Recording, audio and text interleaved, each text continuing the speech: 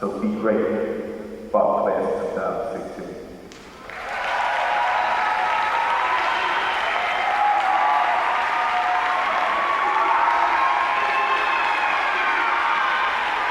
TSU for life.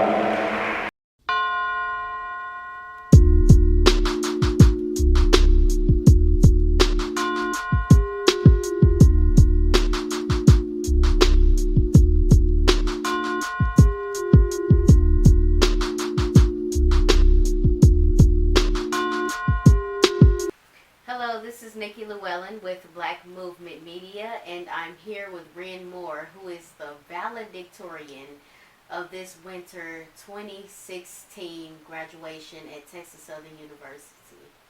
And it's just, well, it's an honor to just to interview you and just to know you. So I guess I'll start off with, how does it feel being the valedictorian? I'm very honored to be the valedictorian of the fall 2016 graduating class. It's been a very remarkable journey. It's been very interesting. I have learned a lot, and I'm also very humbled by the fact that I am number one in my class. Not knowing how to do a lot of things relating to technology. When I first got to TSU, to getting to this point as being the top student in the whole school is very humbling to me, and I appreciate all of the help that I've gotten, and also all of the recognition that I've gained from being at the school. So I'm just taking it all in. I'm very grateful. I'm very appreciative, and I'm also very proud to be the valedictorian. Well, how did you kind of get in it? Was your first thought to come to Texas Southern University, or how did Texas Southern University kind of play in your mind? Did you always want to go to TSU, or how did that kind of happen? Well, I felt like when I was growing up that if I did ever go to college, that I would probably want to go to Texas Southern University, because I grew up in Houston, right? So I knew about the legacy of Texas Southern University. I knew about its history in this city. I grew up listening to KTSU 90.9 Kids Jam on Saturday mornings before we had a regular rap station. So I knew about TSU. And I felt like if I did go to college, I would probably want to go to TSU. However, between the time that I was a child and the time that I was a teenager, I got sidetracked and my ambitions changed. And I went from wanting to be a college student to wanting to be a successful drug dealer. So I got sidetracked in a sense, but I never forgot about TSU. It's just that my aims and ambition took on a different direction, and like I say, I wound up living the street life and whatnot. But I remember when I was in state school, I had the highest GED score of anyone who ever attended Gulf Coast Trade School. And there was a teacher there who told me before I took the GED that there was a student here, and this was his grade on the GED test. And if you can top that grade, then we would be honored. We would take you out to eat and whatnot. And so I was like, okay. And when I posted my score and it was better than the previous score, that same teacher told me, you should go to college. And, you know, there are a lot of good colleges here in state, out of state. You could go to University of Texas. You know, you could go to Texas A&M. You could go out of state or whatnot. And I told her, well, if I do go to college, I'm gonna go to Texas Southern University. And she was like, well, okay, well, if you want to be down there with the brothers. And I said, I'm from Houston. You know, that's where I grew up. And if I decide to go to college, I'm going to Texas Southern University. But in between that time and the time that I actually enrolled, I got caught up in a lot of stuff. You know, I wanted to be a street hustler. I wanted that fast money. And it didn't turn out well. Like, you know, everybody pretty much knows now that I wound up getting locked up for a long time. But I never forgot about TSU. I had a dream, and I had never set foot on the campus, even though I grew up in this city. But I had dreams about going to school when I was locked up, and eventually when I got out, I wasn't thinking about going to college. I was just trying to find a job. The job didn't work. And I decided to go to TSU and give it a try. My mother encouraged me to get back in school. I got my associate's degree while I was locked up. And when I went there were people on staff that showed me how to fill out my FAFSA application, showed me how to apply, showed me how to get my transcripts. And when they saw that I had graduated from junior college with a 3.8, they gave me a scholarship, but it was just for their first semester.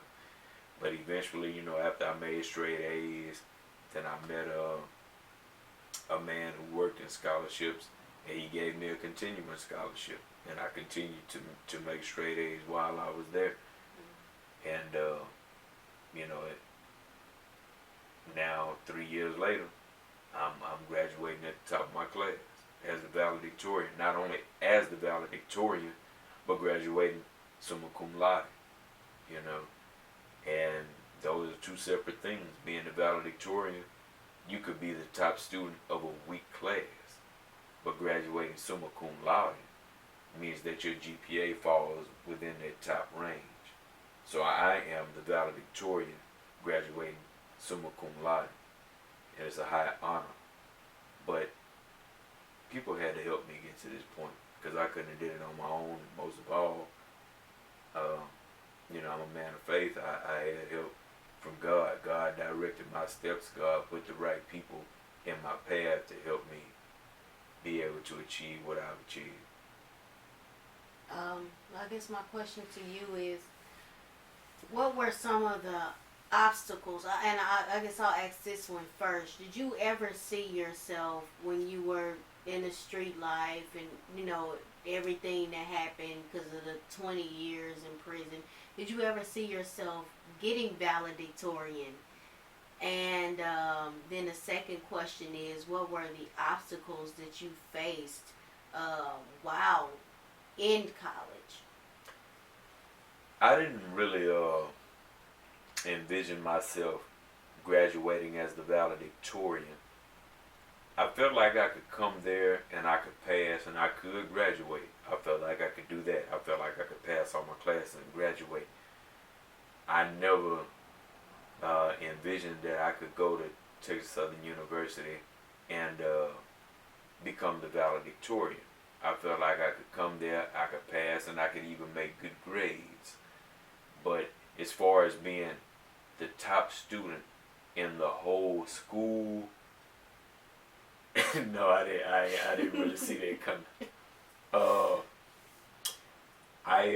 As far as like the challenges that I faced at the school, technology was a big challenge for me. I didn't know how to to do basic things that a lot of the other students knew how to do. I didn't know how to download uh, information from the internet. I didn't know how to upload my assignments onto the TSU website. I didn't know how to email my professors about things, concerns that I had, or questions about assignments, or even to submit assignments via email. I didn't know. People at TSU taught me how to do all of that. They saw that in junior college I had a 3.8, so I wasn't dumb. However, in prison, when we went to college, we did our assignments the old-fashioned way. We wrote everything down and we handed them in, because internet access is restricted in prison. In Texas prisons, it's considered a security risk.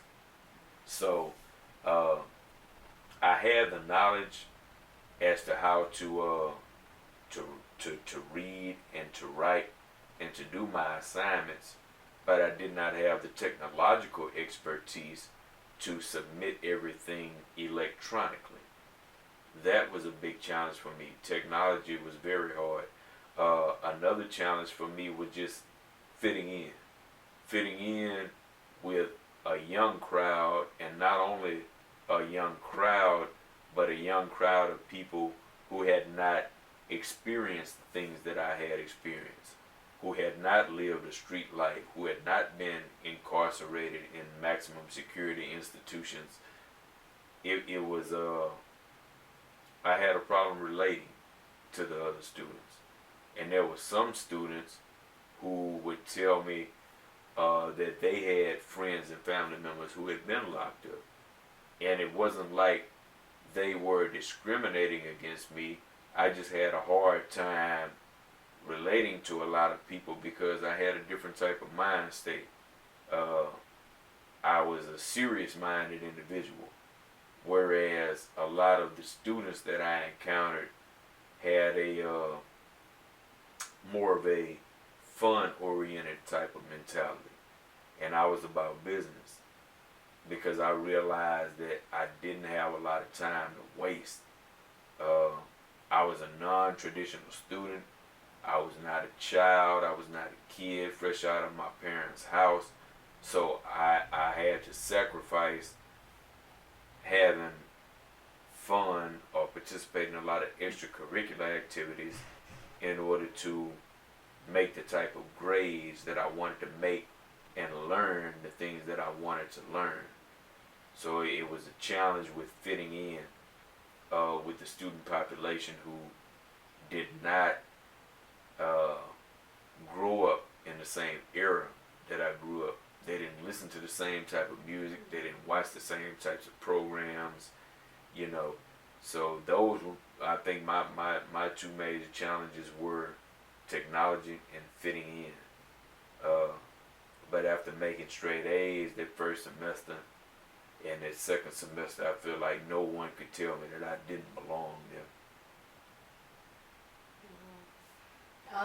So when you were at TSU, what are some of the gains that you experienced? What are some of the positive experience, or I guess highlights of you being at TSU? Well, for one thing, I learned a lot of stuff outside of the classroom dealing with technologies, like, basic things, how to email, how to use the internet to look up information and research, how to cite references in the papers that I had to do. And it's to the point now to where people will come to me and ask me how to do certain things dealing with technology. So that was one thing that I learned. Other things that I was able, because even though I'm a communications major, but I'm a theater minor, I learned things in theater that helped to make me a better actor, from, some of my professors like Thomas Malonson, who cast me in the only production that I featured in at TSU, which was which was to play Johnny B. Good, uh, and other professors in that department like Cleo House and Rosarito Rodriguez. I learned a lot from them dealing with acting. As far as in communications, I learned a lot of things about how to look at the media from a critical perspective and understand that the messages that you see on television uh, are crafted in such a way as to give you a certain perception on what you're seeing. Uh, so I gained a critical analysis of how to break down media images that are broadcast to us on a daily basis, and we don't even realize that in a sense we are being swayed to think a certain way, you know, about certain subjects and whatnot. And I learned about things that go on behind the scenes. I didn't really get into the technical aspect of like putting together footage and editing scenes, but I did gain a working knowledge of how things are put together and what all it takes to make a movie or to make a news broadcast. I gained a working knowledge into how these things are supposed to work and what differentiates a good production from a substandard production. What needs to go on in order to get your message across and in order to communicate effectively to a wide range of people on a broad scale in real time.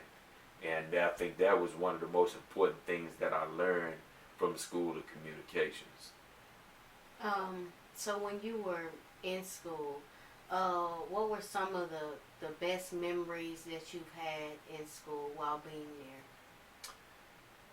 I met a lot of interesting people. I met a lot of people who took a personal interest in me, who cared about me, not just as a student, but as a human being. And people who were willing to reach out to me when I needed help.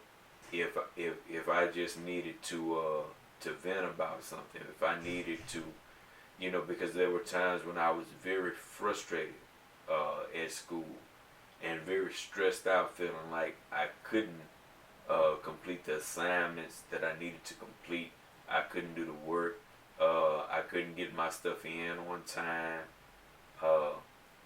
There were people there who encouraged me and showed me how to do what I didn't do, what I didn't know how to do. Also, being in Black Jesus was a very special experience to me.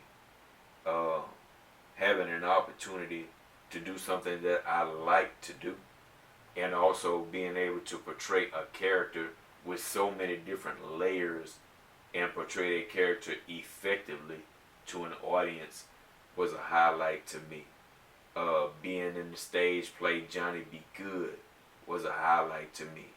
Having the opportunity to play a father of a blues singer who was holding on to the past traditions and his father's legacy and trying to instill that in his son, that was a highlight to me. And then to find out that that production sold more tickets than Dreamgirls, who had that production held a previous record for the most tickets sold at Texas Southern University. Being able to work with Thomas Melanson, who is a legendary playwright in the city of Houston, who is so talented and so knowledgeable about theater, and in particular black theater, was a highlight to me. This man was like a mentor, like a father figure to me. He was a person who I could go into his office and talk about my personal problems with, and he was willing to sit there and listen to me. And not only Professor Melanson, but there were other professors that, you know, like I said, Professor Rosarito Rodriguez, and also Miss Ladonia Randall, Sharon Benavidez in the Office of Disability Services, because a lot of people didn't know that I have a disability while I was at TSU. A lot of people didn't know that I suffered from depression, and it, you know, that affected my my mood, that affected my ability to concentrate while I was at school. But people like Ms. Benavidez, her assistant Kaya Pickens, they were there for me when I needed that emotional support. Um, so those were some of my highlights while I was there. Also, the honors convocations that I was involved in, uh, being honored every semester, uh, making the dean's list and the president's list every semester while I was there, having faculty and staff hang these medals around my neck and present me with these awards, you know, because I was a person who had been treated like the scum of earth and told that I was a menace to society, that I was a criminal, that I was a dangerous felon. Yeah, I mean, these were things that were ingrained in my mind while I was incarcerated, because guards would pretty much tell you that you are unfit to live in society and that's why you're here. So now I'm out and I'm getting recognized as being not only a productive citizen but an extraordinary individual at college. Those were things that gave me self-worth. It made me feel like I was somebody. You know, I wasn't just a criminal. I wasn't just the scum of the earth.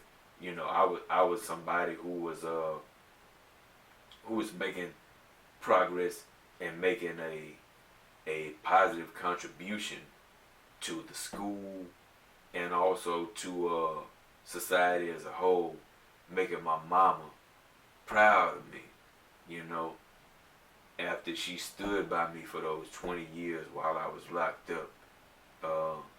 Now she could say that her son is in college, man, and not only just in college, but excelling in college, making straight A's, you know.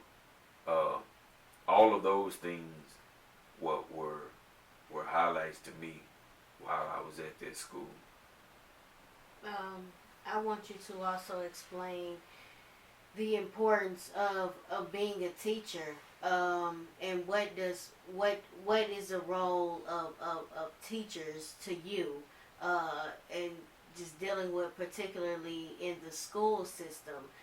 What is the importance of having a good teacher, and why is it necessary today? Then I also would like you to kind of go into advice that you would give other people that might be struggling in college, that might be thinking about going to college and saying maybe I shouldn't go to college, or college isn't the way for me.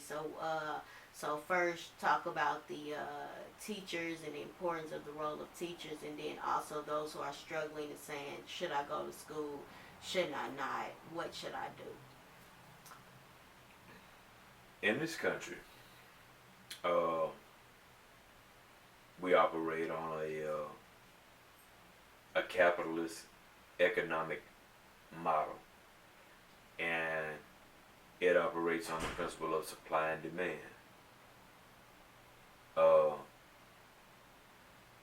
The higher the demand for a certain type of product or service determines the value of that product or service. In this country, we like sports and we like entertainment. So athletes and entertainers are paid very handsomely for the work that they do, and I'm not against that. However, someone had to teach those celebrities and athletes basic literary skills, how to read and how to write, how to add and subtract and multiply and divide. Otherwise, they would be dysfunctional. So the role of teachers in this society, starting from the grade school level, is invaluable. You cannot put a price on it. If I had any say so, I would have a federal mandate on how much teachers are paid in this country, because children come into this world not knowing anything. They have to be taught by their parents, and they have to be taught by formal educators. The work that teachers do is not equivalent to the salary that they make. I believe that they should be paid more for the work that they do. Teachers invest a lot of time into developing lesson plans and creating learning tools to instruct their students.